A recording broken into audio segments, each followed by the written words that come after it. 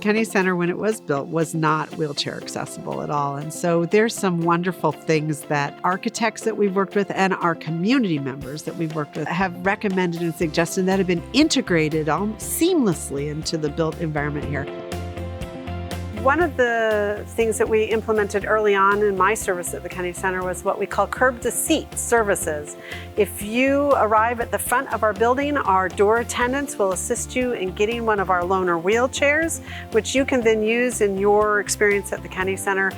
The door attendants will assist you to the box office to pick up your tickets, and then to the theater proper. At the theater, our wonderful access ushers will assist you to your seat, and at intermission we'll return the wheelchair to you if you transferred. And at the end of the show, the wonderful access ushers also help you back to the curb so you can get picked up by your drivers. In many of our theaters, we created a way by which the audience could get to the stage without ever leaving the box of the theater proper.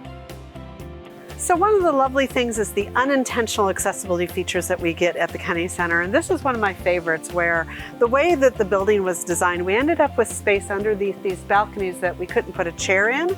But we do find that patrons who have larger service animals frequently like these chairs because there's room for the service animal to spread out and they don't have to stay underneath the patron's chair. When this venue was renovated, of course, we wanted to make sure that wheelchair users and people with different mobility disabilities could easily get into their seats.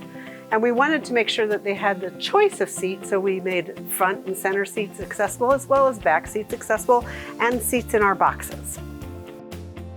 Access is not just for the audience. Access is for our staff and our crew who run the backstage aspects.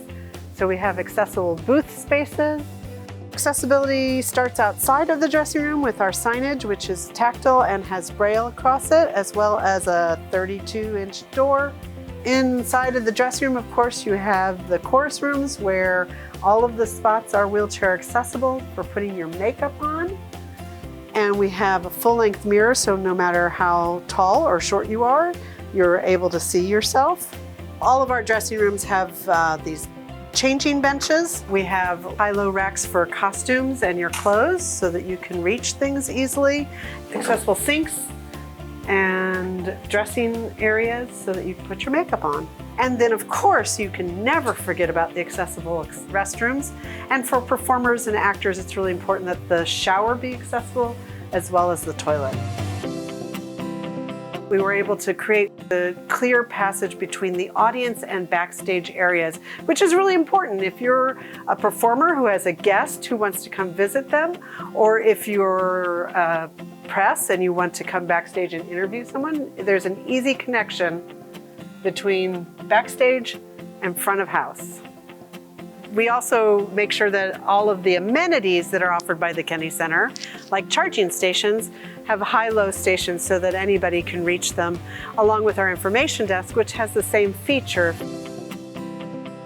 Accessibility people that do work like I do, we see what the future can be when we dream a world where everyone is really included, when we think from the beginning about if we do X, what will be the consequences of that for Y person.